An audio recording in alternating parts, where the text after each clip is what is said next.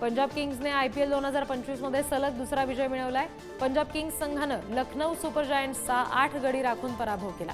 लखनौच्या एकाना स्टेडियमवर झालेल्या सामन्यामध्ये पंजाबने 172 धावांचं लक्ष्य 16.2 षटकात 2 गडी गमावून पूर्ण केलं। IPL 2025 चा 14वा सामना आज रॉयल चॅलेंजर्स बेंगळुरू आणि गुजरात टायटन्स यांच्यामध्ये खेळवला जाईल। हा सामना बंगळुरूच्या होम ग्राउंड एम चिन्नस्वामी स्टेडियमवर खेळवला जाईल। भारतीय वेळेनुसार संध्याकाळी 7:30 वाजता सामना सुरू होईल। या हंगामात दोन्ही संघ पहिल्यांदाच एकमेकांसमोर येणार आहेत।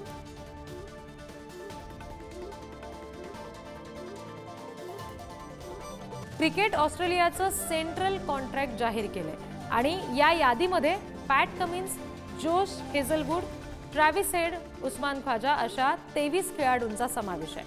याच्यामध्ये 3 नव्या चेहऱ्यांना संधी दिली आहे तर 3 खेळाडूंना बाहेरचा रस्ता दाखवलाय।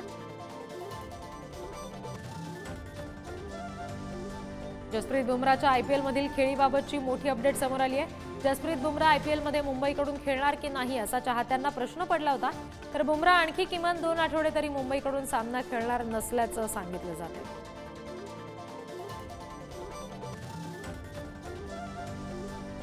IPL मध्ये खेळाडूच्या कामगिरीपेक्षा त्याच्या लोकप्रियतेवर गोष्टी अवलंबून असतात, असं म्हणत इंग्लंडचा माजी कर्णधार मायकेल वॉन यानं परखड मत व्यक्त केलं।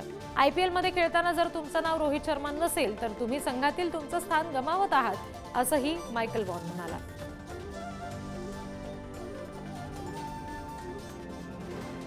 टीम इंडियाचे स्टार क्रिकेटपटू विराट कोहली आणि रोहित शर्मा हे BCCIच्या केंद्रीय करारात A+ ग्रेडमध्ये राहतील। BCCIच्या सूत्रांनी दिलेल्या माहितीनुसार T20 मधून निवृत्ती घेतल्यानंतरही दोन्ही खेळाडूंना A+ ग्रेडमध्ये ठेवण्याचा विचार बोर्ड करतंय।